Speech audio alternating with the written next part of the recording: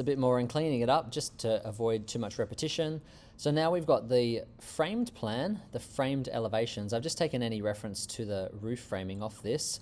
What we see here is that these wall frames have a 90mm extension, so that it's 90mm bigger, and these ones have 90mm less, because the idea is that that top plate is alternating, and that means it ties all of these wall frames together. I've also created a simple roof framing plan, basically showing the ceiling joists that run through, the rafters that run past them, and the ridge beam that sits on top of the ceiling joists and sits underneath the rafters, like this. I've also finished off this section just to explain in a little bit more detail. This is just a continuation of what we've done before, and just basically copying this information from the other one, again, like we've done before. The thing that's new that I want to have a look at now is how to do the window section. So we did the window in plan, and I've just copied this information literally, and I'm going to copy this information. So this is upside down, it's a little bit confusing. So this is the stud underneath the sill, jam stud, lintel, header, and I'm going to copy this and rotate it just as a reference. So where does this sit? This is just telling us where that window sits. So that's sitting on top of the bottom plate. What this means is that while we have one wall that's fully clad, we need another wall on one side. It doesn't really matter which side we're doing. In this case, I'm going to be looking at the door in elevation, so I'm going to do it on the left-hand side. So this stud, make sure I'm not moving more than I want to. Yep. This stud needs to go down to here. This one needs to go up to here, but it's going to rotate. So this isn't a very large window, so we'll be able to get away with just having a double 90mm vertical as a lintel instead of needing to have a larger lintel like we do for the door. We want to insulate above, and we want to insulate below, but we're not going to have insulation where the window is. We're also not going to have weatherboards, and we're also not going to have our plywood. So that needs to be trimmed to our stud, or our sill plate, trimmed to our lintel. I'll also trim the stud, doing the same thing.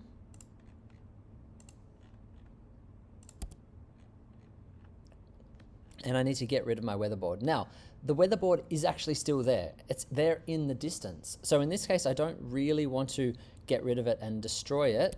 So I'm just going to select it all.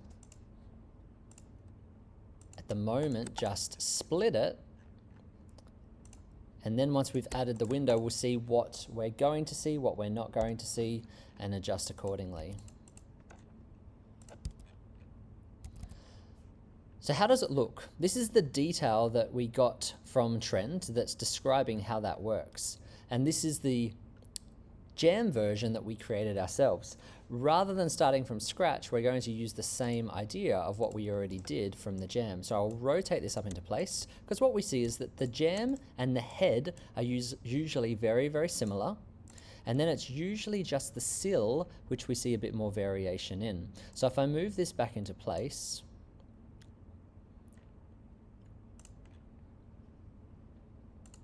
we see that that's identical. I'm just going to group all this together so it doesn't get lost. And then if we were to move this up,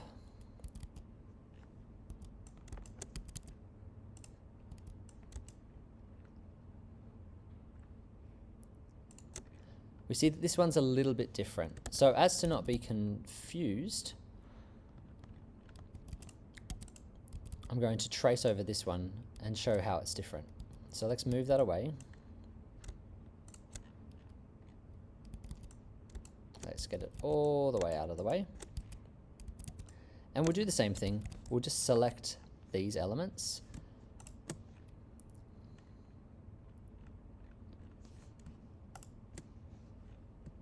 See if that's going to work. I don't think it's going to work. It's just like the other one before. And I'll substitute that out.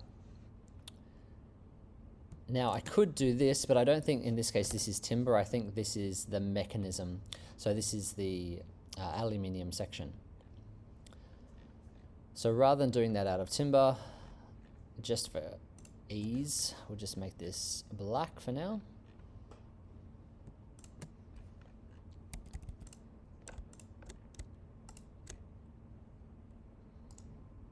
Move, well, I'll group this together first. Move, drag. Let's be consistent, draw this in.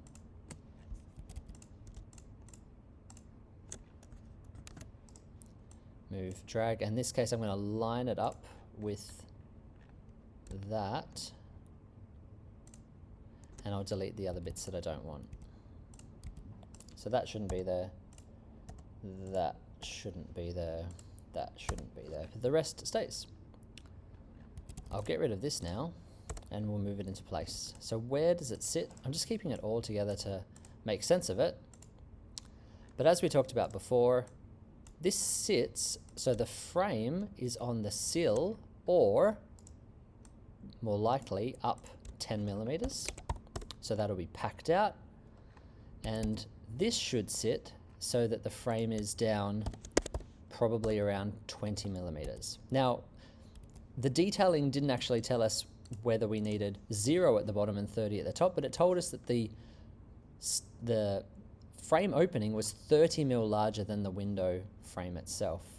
Edit, reshape, stretch. So again, it doesn't really matter as long as we're representing all of these elements correctly, meaning that this is a manufactured item, so it doesn't need to be represented perfectly. But its relationship to the rest of the building is what matters. So we can see based on this detail, again, this is very common. So we've got all this air gap around. Now, of course, that we don't want that to happen. What's going to happen instead is there will be packing. And so the way that I represent that at the moment is like this, and we'll just change that to be a gray fill.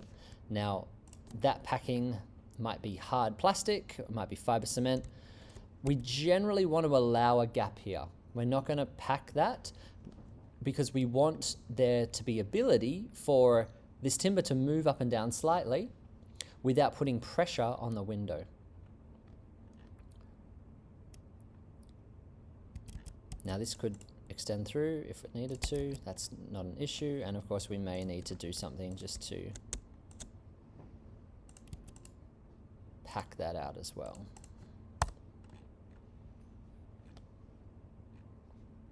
So that's a representation of the window. Now in the distance, we'll also be seeing the outline.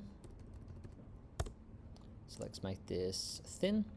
The outline of the architrave externally, the outline of the architrave internally.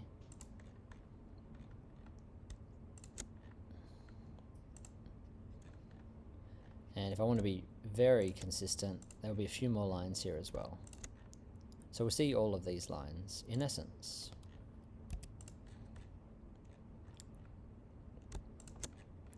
So that's what our window will look like in section. Now I'm not overly concerned about drawing the door in elevation at the moment.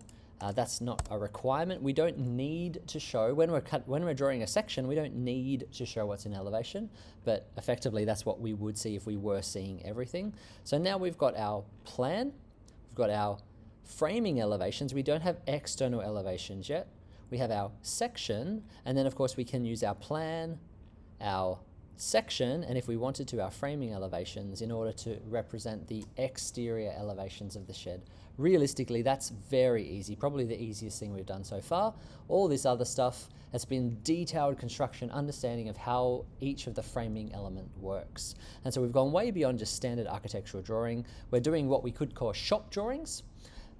Generally, a timber frame would either be constructed on-site by the carpenter, or it could be made off-site by a manufacturer. So that would normally be called a truss and frame manufacturer, and then delivered to site to be installed. So that's what we've been looking at today. We've been looking at this in great detail, and we've now also looked at how to draw a timber window in section and in plan, showing the head detail, the sill detail, and the jamb details.